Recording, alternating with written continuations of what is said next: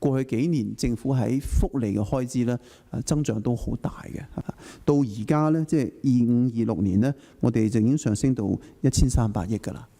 我哋福利開支咧係所有政府開支入邊咧係排第一嘅，最多嘅。歡迎收睇議會開箱，我係李思朗，我係黃宗偉。1300億，大家想像一下，呢個數目足夠俾全港市民搭幾多程車？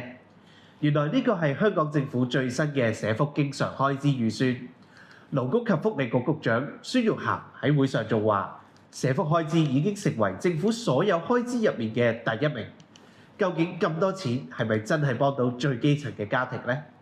根據勞工及福利局局長孫玉菡喺福利事務委員會嘅政策簡報，2025年至26年嘅社福經常開支已經超過1300億元，相比起2020至2021年度嘅889億元，有顯著嘅增幅。局方指出，呢一個增長主要係為咗應對香港步入老齡化社會嘅挑戰，並實施精準扶貧嘅策略。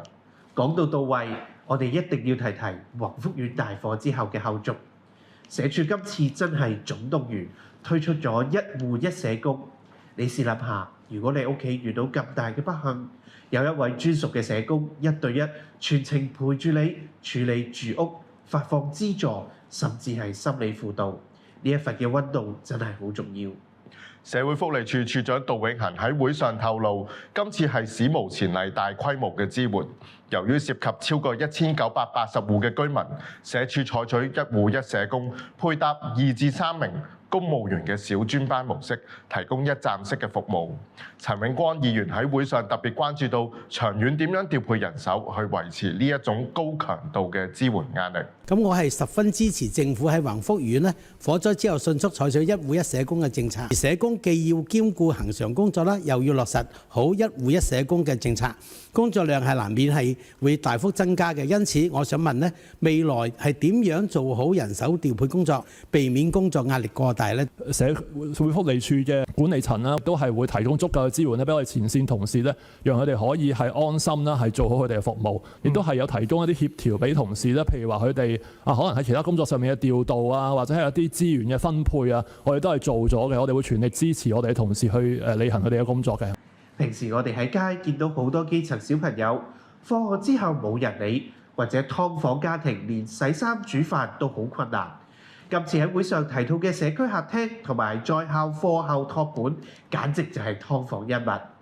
有議員喺會上關注到，有社區客廳服務期即將屆滿，到底當局會唔會延續服務期呢？社區客廳咧係劏房嘅一物。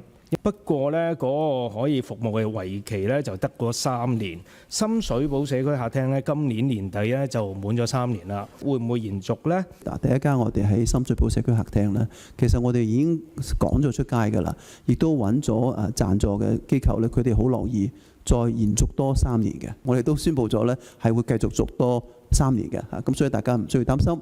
6間我哋承諾咗嘅，我哋相信可以超標完成嘅。不過好多老友記最關心嘅係，如果返大灣區養老睇病貴點算好？